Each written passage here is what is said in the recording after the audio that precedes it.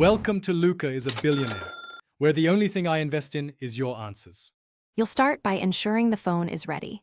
Update iOS, close background apps, and reboot.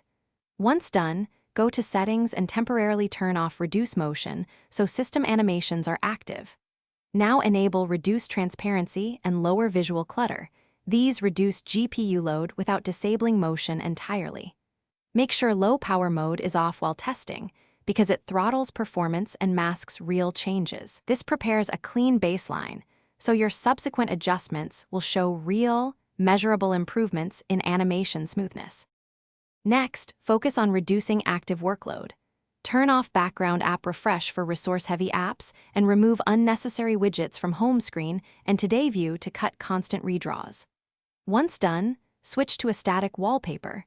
Animated or dynamic wallpapers force continuous GPU work.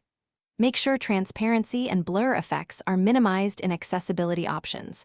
This lowers compositing overhead. Also check app animations inside key apps and disable in-app motion where possible, because System Plus app animations add up and cause To finish, restart the phone and test animations across the home screen, control center, and core apps to confirm smoother transitions.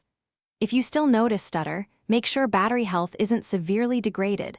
Low peak performance can throttle animations. Once done, try reset all settings before a full restore. This preserves data but clears misconfigurations.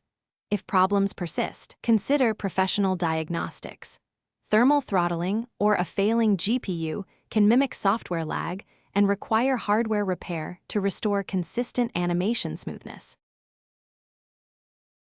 Thanks for watching and please subscribe. It's the best investment you'll ever make.